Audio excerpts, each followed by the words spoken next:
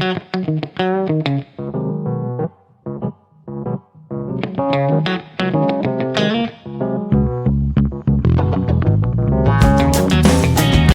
back to our channel. Today I'm going to reveal to you the scandals that occurred on Friday, which could affect Newman's reputation in light of Nick's situation. Join us as we follow the latest dramatic developments unfolding in Genoa, where tensions have reached a peak and human lives are at stake. The plot is becoming increasingly intense as the main events unfold. The sprawling, untouchable empire of Victor Newman is currently trembling under the weight of a catastrophic public relations nightmare, a storm entirely centered around the tragic, spiraling downfall of his own flesh and blood. Genoa City is practically suffocating beneath a thick blanket of vicious rumors and leaked media reports detailing Nick Newman's harrowing descent into severe drug addiction. The ruthless media cycle has seized upon whispers of Nick's near-fatal overdose, twisting the agonizing reality of his struggle into sensationalized headlines that threaten to permanently tarnish the pristine, carefully curated legacy of Newman Enterprises. Victor, a patriarch who has spent a lifetime constructing an impenetrable fortress of power and respectability, now finds himself fiercely battling an invisible enemy as the devastating truth about his son bleeds into the public consciousness.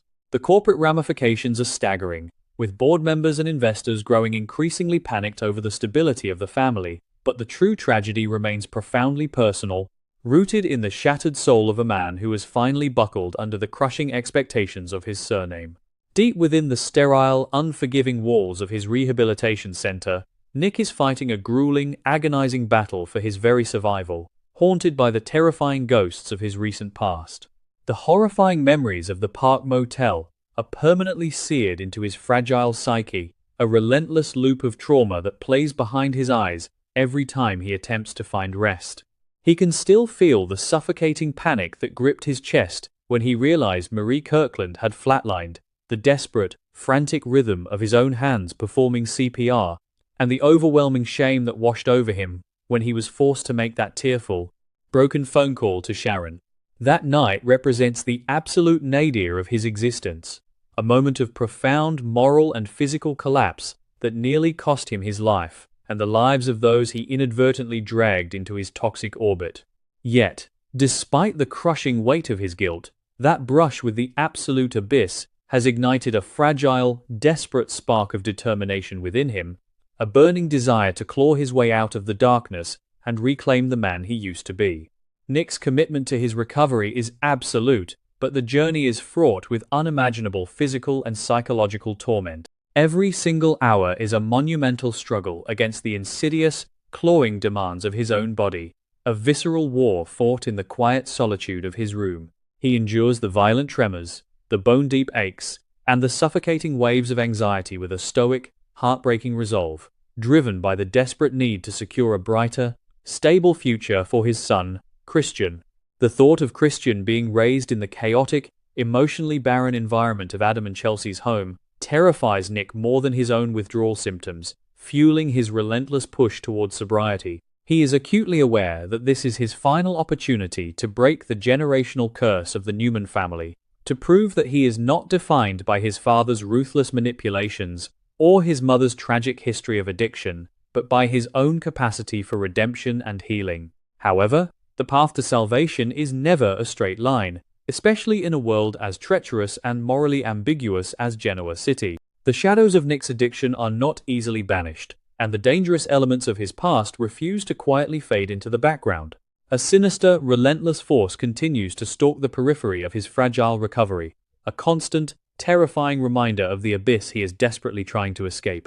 This dark presence takes the physical form of his drug dealer, a ruthless, predatory figure who views Nick not as a human being in pain, but as a highly lucrative, vulnerable asset that must be aggressively maintained. The dealer, completely devoid of empathy or conscience, refuses to accept Nick's desperate pleas for distance, interpreting his rejection not as a boundary, but as a challenge to be overcome through manipulation and sheer persistence. The dealer's tactics are chillingly methodical and profoundly aggressive, a psychological siege designed to break down Nick's fragile defenses. He intimately understands the agonizing vulnerability of withdrawal, the desperate, irrational cravings that can override even the strongest of resolves, and he weaponizes this knowledge with terrifying precision. He stalks Nick's movements, hovering like a vulture on the edges of his world, constantly attempting to push highly lethal substances, particularly fentanyl, into his trembling hands. The dealer's mere presence is a toxic trigger, a walking manifestation of the deadly escape Nick so desperately craves when the pain of reality becomes too much to bear. This relentless pursuit is pushing Nick to the absolute brink of his sanity, trapping him in a suffocating state of hypervigilance where he can never truly feel safe, knowing that temptation is always just one weak moment away. The psychological torture inflicted by the dealer has already deeply infiltrated Nick's subconscious, poisoning his mind even when he manages to find a fleeting moment of sleep. In the horrifying, drug-induced narcosastid that recently plagued him, the dealer was a prominent, terrifying figure, a demonic presence constantly offering the sweet, lethal oblivion of narcotics amidst the chaotic ruins of Nick's fractured family. Now, those terrifying nocturnal visions are bleeding into his waking reality, blurring the lines between his internal demons and the very real, physical threat standing before him.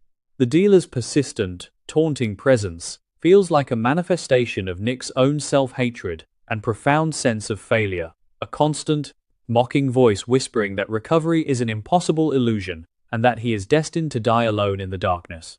The tension escalates to unbearable heights as Nick begins to suspect that the dealer's toxic influence extends far beyond his own personal struggle.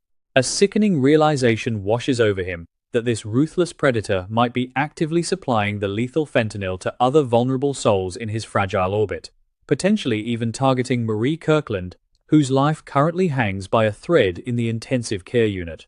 This horrifying possibility ignites a fierce, protective fury within Nick, a primal, violent instinct that violently clashes with the raw, exposed nerves of his ongoing withdrawal. The thought of this man continuing to spread poison, continuing to destroy lives with absolute impunity, awakens a dark, dangerous rage within Nick, a rage that has been simmering beneath the surface of his carefully constructed, responsible facade for his entire life. The relentless pressure cooker of Nick's environment finally reaches a catastrophic breaking point, a moment of explosive, unhinged violence that has been meticulously captured in recently leaked, behind-the-scenes glimpses of the unfolding drama.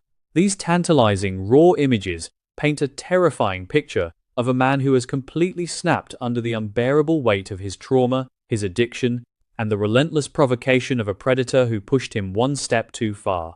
Driven mad by the dealer's endless taunts and the terrifying threat he poses to the people Nick is desperately trying to protect, the fragile bonds of his self-control violently shatter.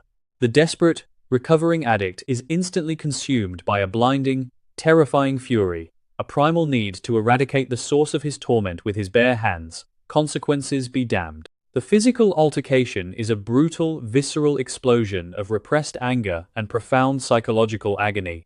Nick lunges at the dealer with the terrifying, unstoppable force of a man who has absolutely nothing left to lose, his movements fueled by weeks of excruciating physical pain and years of emotional suffocation. Every single punch thrown is a desperate, violent rejection of his addiction, a physical manifestation of his hatred for the poison that nearly destroyed his life and the man who so callously peddles it.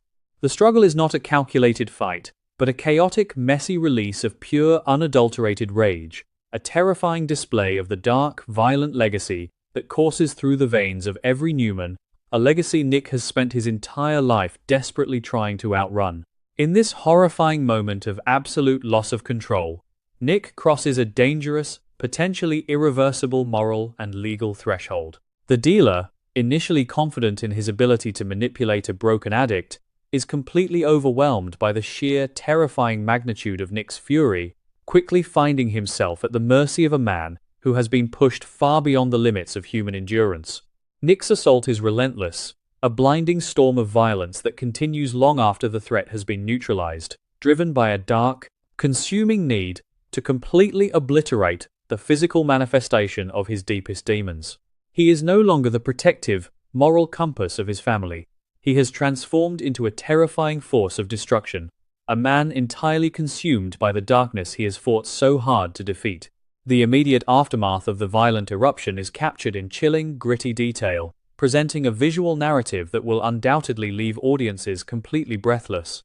The camera angles, masterfully positioned from the perspective of the devastated dealer lying motionless on the cold, unforgiving ground, look up at a towering, unrecognizable Nick Newman. From this terrifying vantage point, Nick appears as a monstrous, avenging angel, his chest heaving with exertion, his eyes wild and completely devoid of the warmth and empathy that once defined him.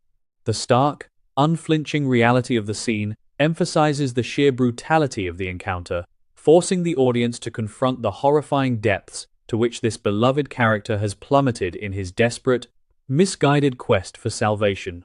A suffocating, terrifying silence falls over the scene as Nick stands over the broken, motionless body of his tormentor, the heavy reality of his actions slowly beginning to pierce through the blinding haze of his rage. The fate of the drug dealer remains agonizingly ambiguous, a chilling question mark that hangs heavily in the tense, stagnant air. Is the man merely unconscious, brutally beaten into submission, or has Nick's uncontrollable fury resulted in a far more permanent, devastating tragedy? The possibility that Nick may have crossed the ultimate line and committed murder in a fit of drug-induced, traumatized rage introduces a terrifying new dimension to his already catastrophic downward spiral, threatening to plunge him into a legal and moral nightmare from which there is absolutely no escape. This single, horrific act of violence threatens to trigger a catastrophic chain reaction that will permanently alter the landscape of Genoa City and completely obliterate the fragile remnants of the Newman family's stability. If the dealer is dead, or even severely injured, Nick will face immense, life-altering legal repercussions, a criminal investigation that will expose the darkest, most humiliating secrets of his addiction to the unforgiving glare of the public eye. The media storm that Victor is currently battling will transform into an absolute hurricane of scandal, potentially destroying Newman Enterprises and permanently shattering Victor's carefully constructed legacy. Furthermore, this violent relapse into chaos will completely destroy Nick's desperate efforts to regain custody of Christian, proving to Adam and Chelsea that he is a fundamentally dangerous, unstable presence incapable of providing a safe environment for his son. The narrative builds to a heart-stopping, suspenseful crescendo as Nick slowly looks down at his trembling, bloodied hands, the terrifying magnitude of his actions crashing over him like a suffocating tidal wave. He is entirely alone in the chilling aftermath of his own destruction, the deafening silence broken only by the ragged, panicked sound of his own breathing. The desperate quest for recovery has twisted into a horrifying nightmare of violence and potential criminality, leaving Nick trapped in a prison of his own making, far darker and more terrifying than the addiction he was trying to escape. As the scene slowly fades to black, the image of a shattered, blood-stained Nick Newman standing over a motionless body is seared into the screen, a haunting, unforgettable cliffhanger that promises a future filled with devastating legal battles, profound moral decay, and the ultimate, tragic unraveling of a man who fought the darkness only to become it.